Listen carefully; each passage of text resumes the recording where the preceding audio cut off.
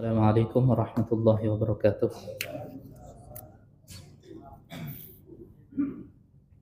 Innal hamdalillah nahmaduhu ta'ala wa nasta'inuhu wa nastahdi wa natubu ilaih. Wa na'udzu billahi min shururi anfusina wa sayyiati a'malina. May yahdihillahu fala mudilla lahu wa may yudlil falan tajida lahu waliyan mursyida. Asyhadu an la ilaha illallah wahdahu la syarika lah. Wa asyhadu anna Muhammadan 'abduhu wa rasuluh. Allahumma shalli wa sallim wa barik ala Muhammadin wa ala alihi wa ashabihi wa sallama tasliman madidan wa ba'd. Hadirin ma'asyiral muslimin yang semoga dirahmati oleh Allah Subhanahu wa taala. Alhamdulillah, pada kesempatan yang mulia ini kita melanjutkan pembahasan kita atau kajian kita dengan pembahasan yang baru, dengan tema yang baru. Dan untuk di setiap pekan pertama dan pekan kedua kita akan membahas tentang sirah nabawiyah, itu perjalanan hidup Nabi Muhammad sallallahu alaihi wasallam sejak beliau dilahirkan hingga beliau wafat. Tetapi dalam kitab Riyadhus Shalihin ini tersisa ada 3 hadis yang dimana kita akan membahasnya secara cepat sebelum kita masuk ke dalam pembahasan sirah nabawiyah. Di dalam bab tentang muraqabatullah, itu bab merasa diawasi oleh Allah Subhanahu wa taala. Di dalam hadis yang sempat kita bahas secara singkat, hadis yang diriwayatkan oleh sahabat yang mulia Anas bin Malik radhiyallahu anhu, beliau mengatakan, innakum lata'amaluna a'malan hiya adaqqu fi a'yunikum minasy'ari.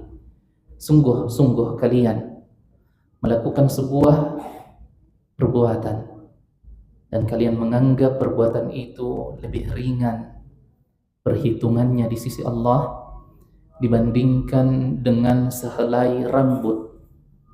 Kunna na'udduha ala ahdi Rasulillah minal mubiqat.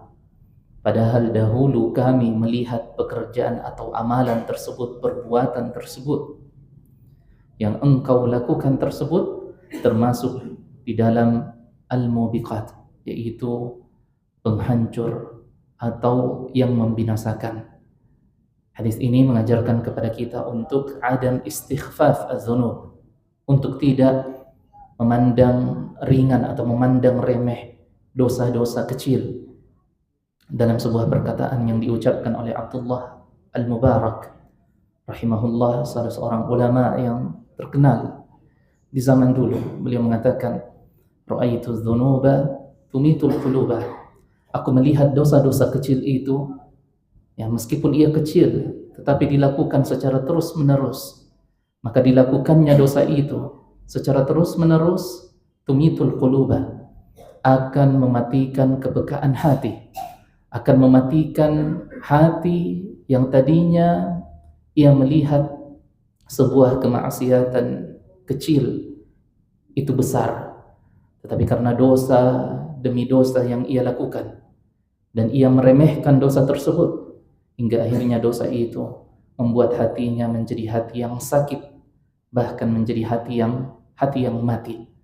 Kata Ibnu Qayyim Al-Jauziyah rahimahullah, jika seseorang telah mengalami fase di mana hatinya menjadi hati yang sakit, hati yang mati, maka hendaknya ia meminta hati yang baru kepada Allah, keadaan dan kepekaan hati yang baru kepada Allah Subhanahu wa taala, agar kiranya hati yang sakit tersebut dapat tergantikan dengan hati yang baru. Olehnya Allah Subhanahu wa taala mengatakan di dalam firman-Nya, kalla bal rana ala qulubihim.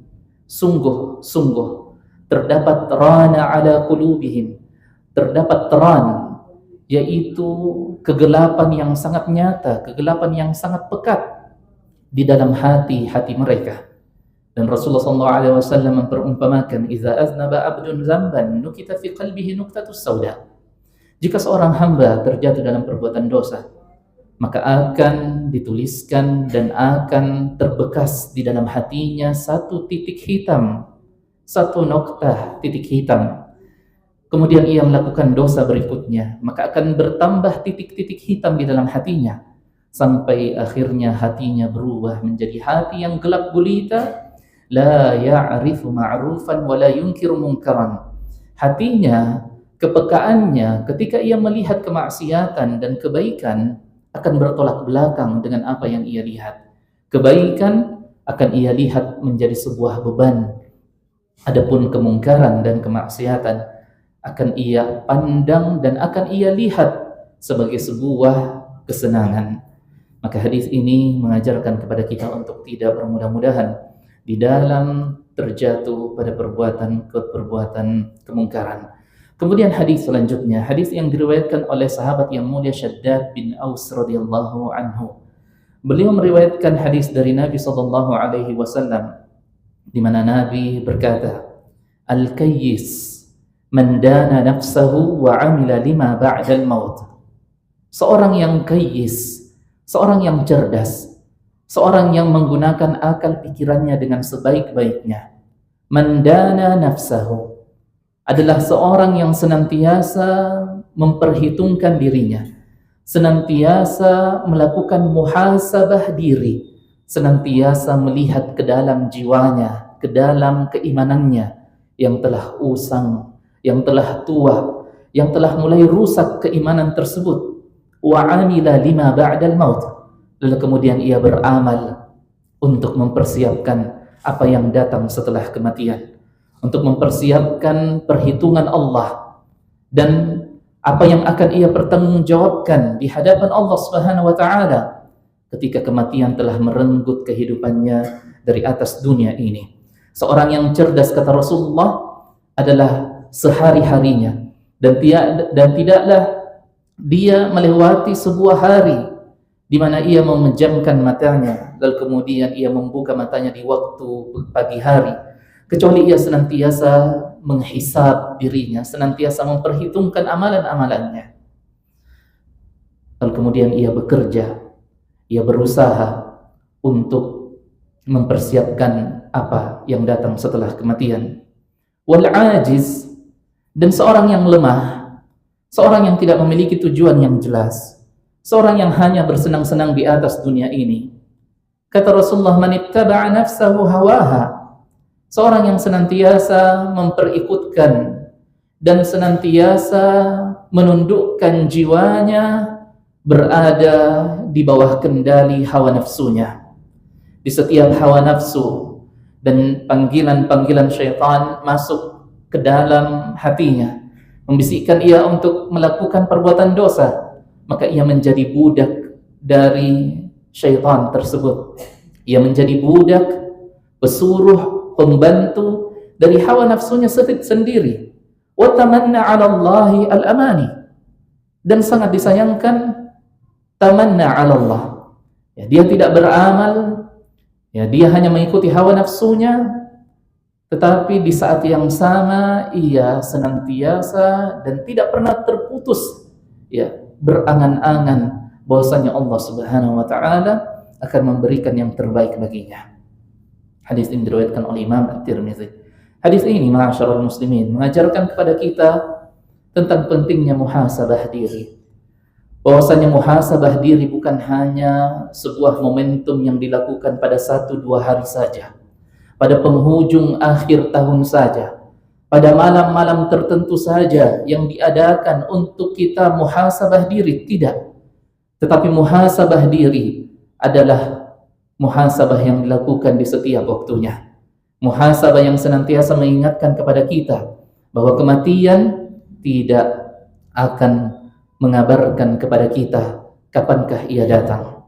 Wa ma tadri nafsun madza taksibu ghada wa ma tadri nafsun bi ayyi ardin tamut. Allah Subhanahu wa taala menegaskan tidak ada sebuah jiwa, satupun jiwa yang mengetahui apa yang akan menimpa dirinya esok hari, apa yang akan ia lakukan di beberapa waktu yang akan datang. Wa ma tadri nafsun bi ayyi ardin tamut. Dan tidak ada satu jiwa pun yang mengetahui di bagian manakah di antara bumi Allah yang terhampar sangat luas ini Allah Subhanahu wa taala akan mematikannya, akan mewafatkannya.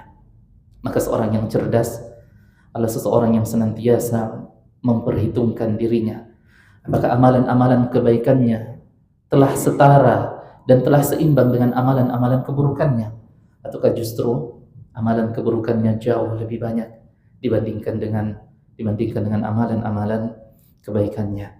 Hadirin ma'asyiral muslimin rahimakumullah. Kemudian hadis yang terakhir di dalam bab ini adalah hadis yang diriwayatkan oleh Abu Hurairah radhiyallahu anhu. Beliau mengatakan, qala Rasulullah sallallahu alaihi wasallam, Rasulullah sallallahu alaihi wasallam bersabda, min husni islamil mar'i tarkuhu ma la ya'nihi. Hadis riwayat At-Tirmizi. Bahwa di antara alamat ciri-ciri kebaikan keislaman seseorang adalah tarkuhu ma la ya'nihi, meninggalkan apa-apa yang tidak mendatangkan manfaat untuk dirinya, meninggalkan hal-hal yang bisa mendatangkan mara bahaya bagi dirinya. Apakah bahaya itu adalah bahaya di atas dunia ini ataupun bahaya yang menantinya di akhirat kelak. Hadis ini mengajarkan kepada kita bahwa keislaman seseorang itu terbagi menjadi dua. Keislaman yang pertama adalah keislaman yang baik, keislaman yang sesungguhnya. Nilai-nilai keislaman yang ia amalkan adalah sebagaimana apa yang diajarkan oleh Rasulullah SAW dari syariat yang diturunkan Allah kepadanya. Sedangkan jenis keislaman, cara seseorang berislam, cara seseorang menampakkan identitas dirinya sebagai seorang muslim adalah dengan cara yang buruk.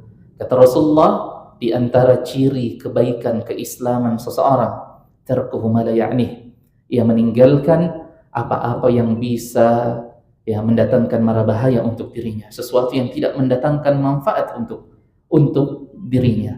Dan inilah definisi dari zuhud dan wara, meninggalkan hal-hal yang berkaitan dengan dunia ini yang tidak mendatangkan manfaat bagi kehidupan dunia maupun di akhirat kelak. Makanya Umar bin Al-Khattab radhiyallahu anhu, beliau pernah mengatakan, tidaklah ada seseorang yang paling aku benci di atas dunia ini dikecualikan atau kecuali seseorang yang aku lihat dia tidak melakukan apa-apa. Dia tidak melakukan apa-apa. Tidak dia melakukan pekerjaan-pekerjaan duniawi untuk dirinya, dan tidak juga dia melaksanakan kewajibannya sebagai seorang muslim. Seseorang yang tidak melakukan apa-apa. Maka kebaikan keislaman kita adalah sejauh mana kita menghindari segala hal yang tidak mendatangkan manfaat untuk kita. Terutama adalah pada apa yang diucapkan oleh lisan-lisan kita. Sesuatu yang tidak bermanfaat justru mungkin akan menambah perhitungan catatan amalan kita di hadapan Allah di padang mahsyar kelak, ketika kita mengucapkan kalimat-kalimat yang tidak mendatangkan manfaat, ataupun bahkan kalimat-kalimat itu adalah kalimat-kalimat dosa. Suatu ketika Aisyah radhiyallahu anha, dikarenakan kecemburuan beliau sebagai seorang istri, beliau melihat Rasulullah bersama dengan Safiyah, salah satu di antara istri Rasulullah SAW. Dikarenakan kecemburuan beliau mengatakan, wahai Rasulullah, cukuplah darimu tentang Safiyah. Artinya, janganlah terlalu dekat dengan Safiyah. Fa innaha imra'atun qasirah. Karena sungguh Safiyah itu adalah seorang wanita yang pendek. Rasulullah ketika mendengarkan perkataan itu, beliau mengatakan, wahai Aisyah, sesungguhnya perkataanmu itu, padahal perkataannya hanya itu, Safiyah adalah wanita yang pendek. Dan mungkin itu sesuai dengan kenyataannya. Tetapi beliau mengucapkan itu, bukan untuk menunjukkan atau untuk memperkenalkan bahwasanya Safiyah adalah seorang wanita yang pendek, tapi ada kecemburuan yang melatar belakangi hal tersebut atau perkataan tersebut, sehingga ia bisa masuk ke dalam kategori celaan. Kata Rasulullah, perkataanmu lau muzijat bima'il bahr lamazajathu. Seandainya wahai Aisyah, perkataanmu itu dapat dibentuk menjadi sebuah benda, lalu kemudian benda itu dilemparkan ke lautan, maka sungguh ucapanmu itu akan mengubah rasa, warna, dan bau dari seluruh lautan. Yang betapa besarnya hisab dari ucapan ini. Makanya ketika sahabat Muaz bin Jabal radhiyallahu anhu berkata kepada Rasulullah, wahai Rasulullah, ya, nasihatkan kepadaku sebuah amalan yang jika aku mengerjakannya, maka engkau akan menjamin surga atas diriku. Kata Rasulullah SAW, amsik alaika lisanak, jagalah lisanmu wahai Muaz. Ya, Rasulullah menasihatkan ini dari seluruh kemungkinan nasihat yang bisa Rasulullah sampaikan kepada orang ini, kepada sahabat ini. Rasulullah menasihatkan, amsik alaika lisanak, ya, tahanlah ucapanmu, ya, janganlah engkau menyakiti seseorang dengan ucapanmu. Innal abda la yatakallamu bil kalima la yatabayyanu fiha. Ada seorang yang mengucapkan perkataan lalu kemudian ia tidak bertabayyun, ya, ia memfitnah orang lain, ia mencela orang lain karena kabar-kabar yang ia dengar, ia menggibah orang lain, lalu kemudian dia tidak bertabayyun, ya, dengan orang yang ia gibah atau orang yang ia ceritakan keburukannya. La yatabayyanu fiha, ya, dengannya konsekuensi dari perbuatannya adalah Allah Subhanahu wa taala mencampakkan ia dan melemparkan ia ke dasar neraka, yang jarak dari dasar neraka itu, ya, dengan ujungnya atau dengan yang di atas, ma bainal masyriq wal maghrib, yang jaraknya antara timur dan barat. Hadirin, ya, hadis-hadis dari bab tentang al-muraqabah ini semoga, ya, senantiasa dapat kita ingat-ingat di dalam, ya, setiap aktivitas kita, bahwasanya, ya, tidak ada yang kita lakukan dan tidak ada yang kita ucapkan melainkan semuanya, ya, dilihat oleh Allah Subhanahu wa taala, didengar oleh Allah dan akan diperhitungkan dan dipertanggungjawabkan di hadapannya. Semoga bermanfaat untuk kita semua. Kurang dan lebihnya mohon dimaafkan. Sallallahu ala nabiyina Muhammadin wa ala alihi wasallam. Wa akhiru da'wana alhamdulillahi rabbil alamin. Wassalamualaikum warahmatullahi wabarakatuh.